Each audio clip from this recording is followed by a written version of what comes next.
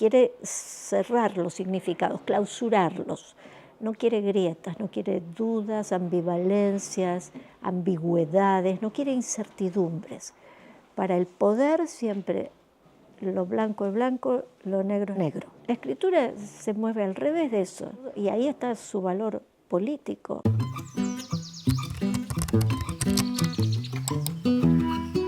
La biblioteca de la casa familiar, claro, es la que empecé a leer cuando era adolescente, entonces sacaba los libros de la biblioteca y era un conjunto de libros más bien arbitrarios, que no entiendo cómo estaban uno al lado del otro, pero yo me los leía todos. Entonces por ahí leía, no sé, el doctor Zhivago, después leía el diario de Ana Frank, después leía Demián de Hermann Hesse. Después mi madre tenía una colección de teatro que había editado Losada, y eran todos unos volúmenes en rojo. Y ahí me leí también un montón de libros de teatro, que después no he sido una lectora en general de textos de teatro, pero leí muchísimos ahí, ¿no? ¿Cómo llegué a la estantería de atrás? Otra historia, porque ahí hay una cosa que tiene que ver con el tiempo, diría yo, ¿no? Que uno va afinando. Empieza a identificar a aquellas voces con las que tiene más afinidad. Es un proceso largo ese, ¿no? Porque al principio uno lee, bueno, no sé, tratás de leer lo más posible, ¿no? Y ahora ya no es para mí una cuestión de cantidad, es una cuestión a veces de releer libros que me han gustado y nunca me encuentro con el mismo libro. Eso es fabuloso, porque obviamente uno cambia, ¿no? Entonces la lectura es otra. Y esos libros que están atrás son libros bastante raros, porque ponen el énfasis no en la trama, en la historia. Son esos libros que a mucha gente no le gusta leer, porque te dicen, no son entretenidos, me aburre, o y en mi caso es como, a mí me encantan, son libros que me podría quedar a vivir ahí, ¿no? Estoy pensando, no sé, por ejemplo, en la escritura de Fleur Jaguy, la suiza, esta mujer que yo creo que es en su primer libro, El dedo en la boca, me parece, o Las estatuas de agua, que no se sabe a veces ni quién habla, cómo pasa de un narrador al otro, cuál es la historia que está contando, y no importa, porque es una especie de erupción del lenguaje fabuloso. Entonces lo que logra es una especie de alivio del sentido común y de esas historias que, como decía Néstor Sánchez, nuestro escritor, decía, odio, detesto las novelas que se pueden contar por teléfono, decía, ¿no? Bueno, entonces lo mío está en la vereda opuesta de esas novelas. Sí, me imagino la lectora que soy yo, ¿no? O sea, me tiene que interesar a mí lo que hago, ¿no? Y después confío en que va a encontrar sensibilidades afines. A veces, si te quisiera darte una respuesta más sofisticada, te diría que el lector que tengo en mente es el lenguaje mismo, ¿no? Como que escribo para el lenguaje. Pero no tengo una figura de lector o lectora específica. Yo tengo confianza igual, de que los libros se encuentran, tardan a veces, ¿no? El camino es más lento, pero yo confío en que esos libros, los que están a mis espaldas en la biblioteca, que nunca fueron ni serán bestsellers, pero que tienen sus lectores, son autores reconocidos, buscados, ¿no? Y bueno, ahí querría estar. Bueno, hay tres partes en tu pregunta. La primera, que es la relación de la escritura con la pregunta. Y ahí me gustaría contestarte que en la literatura clásica, en las épicas griegas, que todos hemos leído, de la Odisea, la Ilíada, la Eneida, si te acordás, el héroe siempre desciende, hace un descenso y en general va a preguntar a los muertos. No sé, en el caso de Eneas le va a preguntar al padre cuál va a ser el futuro de Roma, en el caso de Ulises le va a preguntar a Tiresias si su mujer Penélope lo está esperando, etc.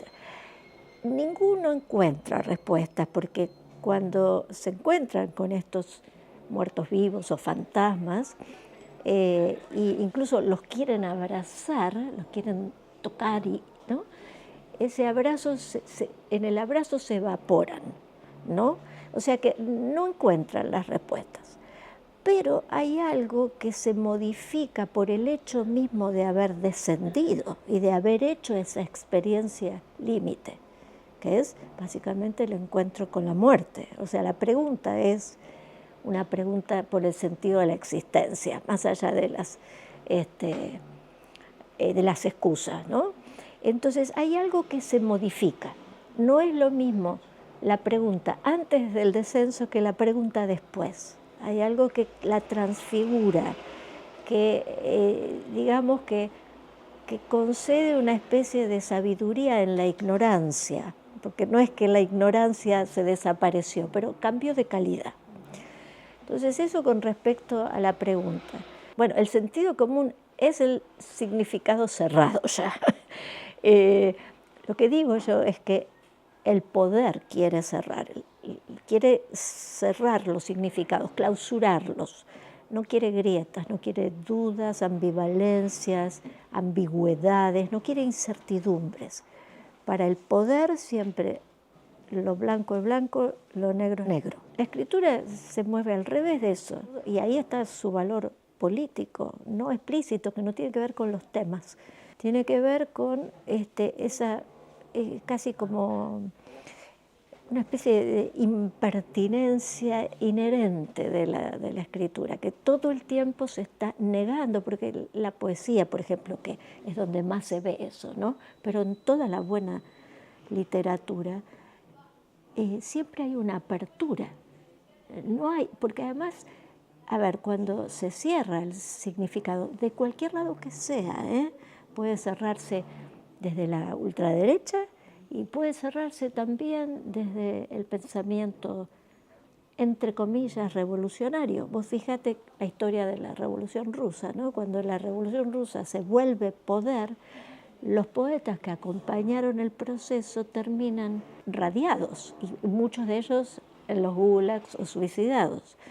Entonces, el camino que la poesía puede hacer con la política es mientras dura el deseo de cambio.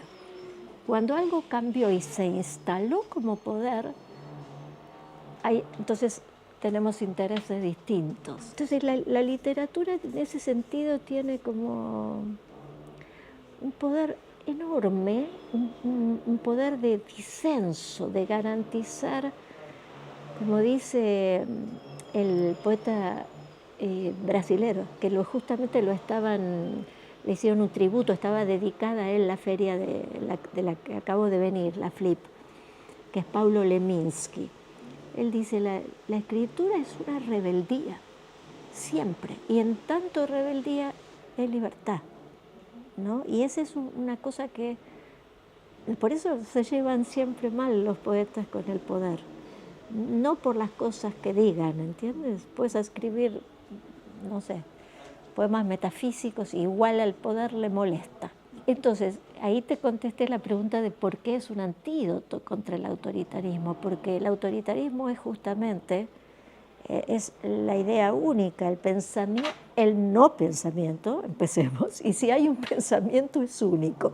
No hay posibilidad de discrepancia, de convivencia entre las distintas ideas.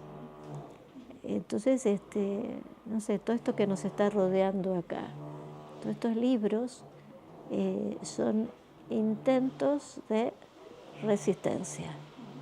una resistencia sutil, ¿no?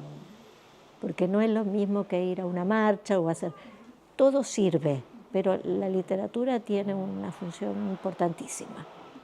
O sea, No ser captado, no, no es posible. Ahí está la enorme paradoja, que el mercado, que el mercado no es una cosa así en el aire, o sea, se manifiesta a través de los programas universitarios, las academias, las revistas literarias, las editoriales, los agentes literarios, los premios literarios, todo eso, ¿no? Entonces, ahí hay como una máquina que está funcionando, que está siempre muy atenta a cuáles son las agendas que son justas, ¿no? El feminismo, la lucha de las mujeres, la transexualidad, lo que quieras, lo que sea el momento. En los años 60 fue la droga rock y el rock and roll de los beatniks, después fue el boom latinoamericano. Entonces están muy atentas a eso, el mercado, digamos, está atento y ve, antes que nadie, la posibilidad de lucro, ¿no? Porque dice, esto va a vender. Entonces, ahí es como un problema enorme, porque que un libro se venda, o sea, puede ser, por ejemplo, que un primer libro irrumpa y que sea como... Pero después, cuando se transforma en producto y el autor o la autora produce varios libros del mismo estilo, respondiendo ya a los cánones, ahí ya es como batalla perdida. No para el mercado, obviamente, que hace el mercado y a veces los mismos autores, porque esto es como se dice, se necesitan dos para bailar el tango. Pero sí es una de las grandes paradojas esas. Entonces yo, desde mi perspectiva, me parece es lo único que se me ocurre como posibilidades. Una es alejarse de lo actual, ¿no? Porque en realidad los problemas que tenemos como seres humanos no son de ahora. Los grandes problemas nos preceden desde siglos atrás. Los grandes problemas me refiero a lo efímero de la vida, que todo esté cambiando todo el tiempo, la impermanencia, de dónde venimos, el origen, por qué nos vamos a morir, todas esas cosas. Entonces, para mí, alejarse de lo actual es una estrategia, ¿no? Como te decía Fabián Casas, escriban para un lector que no nació. O, como dice el francés Pascal Quignard, que yo cito ahí, yo escribo para que me lean en 1560, que es otra manera de escapar de las obligaciones de lo contemporáneo, ¿no? Es muy difícil generalizar, porque primero que no estoy ni en la cabeza ni en el cuerpo de otros, entonces no sé. Pero, a ver, coincido digamos, con tu diagnóstico de lo que está pasando ahora, sobre todo con las tecnologías, la inteligencia artificial. O sea, estamos en un momento de un cambio tremendo, ¿no? Tremendo. Que por lo menos yo no puedo calcular las consecuencias que va a tener. Pero yo no creo que eso vaya a eliminar la imaginación, porque la vida se encarga, a vos te lo digo cuando eras chiquita, ¿no? Pero a una persona, qué sé yo, se pase las 24 horas mirando el celular y haciendo el scroll de las redes, la vida se encarga de, yo diría, no sé si es cierto lo que voy a decir, pero a mí me parece que todos recibimos todo, en distintos momentos. A lo mejor alguien, no sé, el sufrimiento, por ejemplo. El sufrimiento que tiene que ver desde la propia precariedad y también la precariedad de la gente que amás, ¿no? Y de las cosas que querés y perdés, la pérdida, las rupturas amorosas, las pérdidas de hijos, de amigos, de padres. Y después, agreguemos, más allá del sufrimiento personal, hay esos momentos, no son muchos, pero hay algunos momentos en que uno recupera ese asombro, que no sé cómo llamarlo, pero es cuando uno de repente no se está mirando en el medio del campo, en un lugar donde no hay ciudad, y que mirás ese cielo estrellado y vos decís, ¿qué somos en relación a esa cosa inmensa, ¿no? El universo. Entonces yo creo que ese asombro no se puede eliminar, se lo puede anestesiar, se lo puede...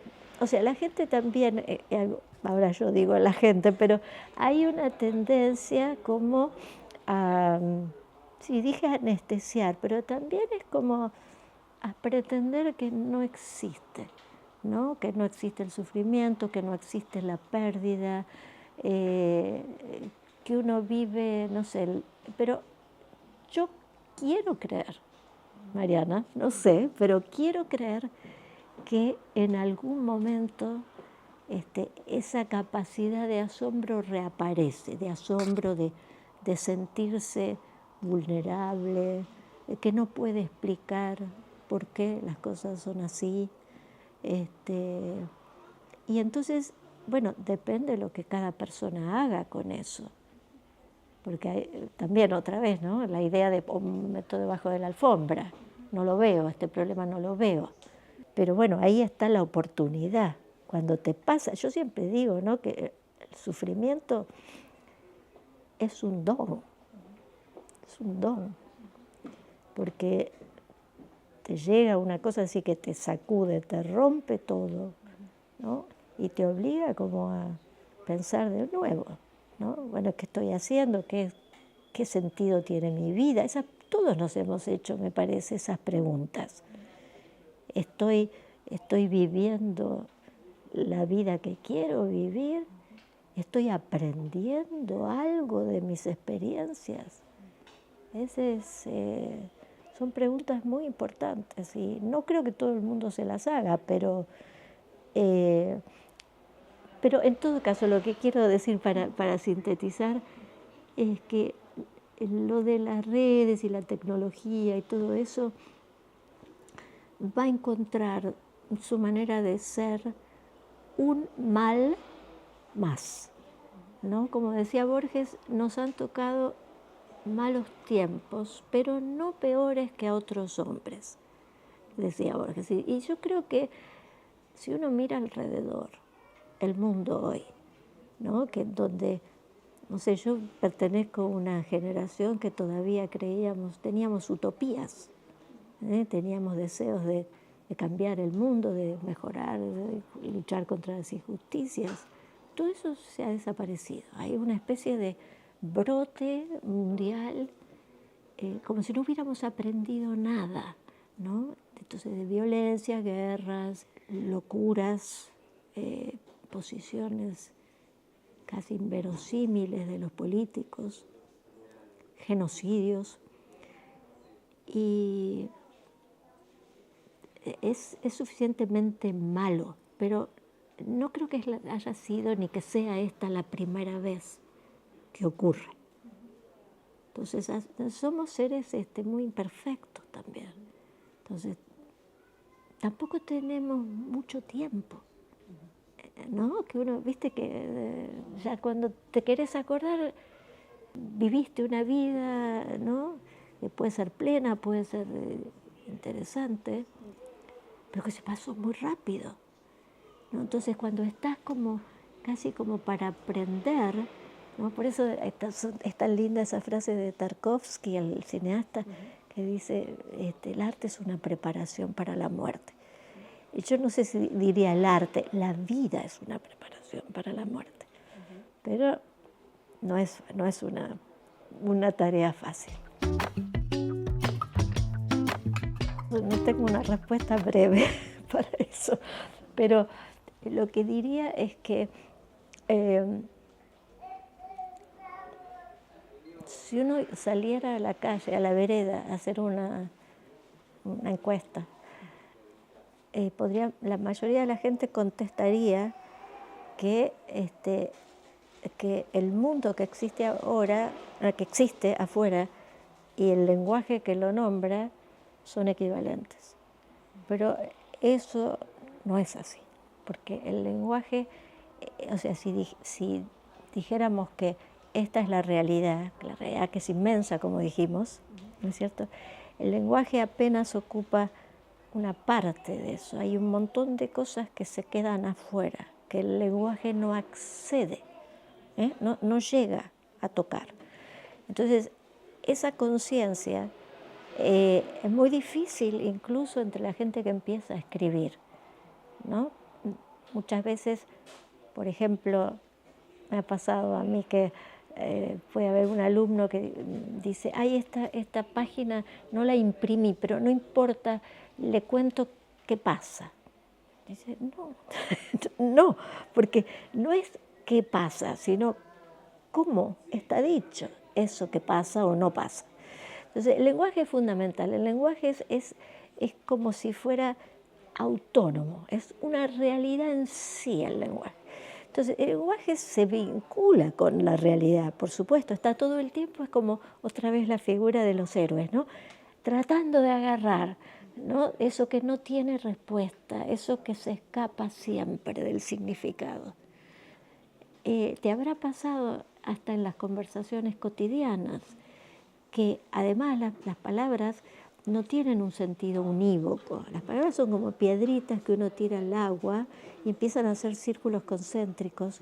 Y además vos querés decir una cosa y yo escucho otra. Te habrá pasado en discusiones, por ejemplo, que vos crees que sos clarísima y la otra persona entiende otra cosa. La que uno después lleva al diván, ¿no? Tal cual. Entonces, el lenguaje es una criatura viva que tiene una entidad en sí. Y está hecho de palabras, ese es el instrumento, y de silencios. Y esas palabras, que ya dijimos que son criaturas vivas, pero pueden ser tramposas, mentirosas, además de insuficientes, crueles. Hay un montón de características de las palabras, sobre todo insuficientes. Entonces, uno tiene que saber termina sabiendo con la escritura que uno está en una especie de cacería, digamos, en donde se me está ocurriendo esto ahora, pero como si te dijera, donde el animal que uno quiere cazar es un animal imaginario y el cazador o la cazadora es ciego o ciega. Entonces, eso es la escritura.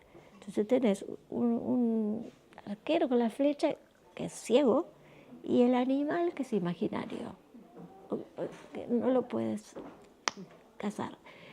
Y para terminar, esto se entiende muy bien cuando uno piensa en cómo aparece por primera vez el lenguaje en los niños, ¿no? Cualquiera que haya visto a un niño chiquitito, un infante, digamos, antes de que hable, sabe que los chicos no hablan hasta que no tienen conciencia de que han sido expulsados del vientre materno. Mientras, primero, obviamente, adentro del cuerpo de la madre, están unidos a ella, ¿no? Totalmente saciados, no tienen frío, hambre, nada. Y cuando salen a través del amamantamiento y el abrazo de la madre y todo eso, hay toda una etapa en donde siguen pensando que son el cuerpo de la madre. Hasta que en un momento de desarrollo se dan cuenta que no, es que hay una separación ahí. Eso es lo que yo llamo el hueco. Entonces ahí el niño empieza a hablar y dice, mamá, ¿no? Y ese nombrar a la madre podríamos decir, esto es muy complicado, Mariana, perdona que te lo hago complejo, pero ahí se produce una especie de simulacro, de posesión. Entonces yo creo que digo mamá y tengo a mamá, pero en realidad no la tengo. O sea, me ilusiono. Pizarnik dice en un verso, si digo agua, beberé, si digo pan, comeré, no.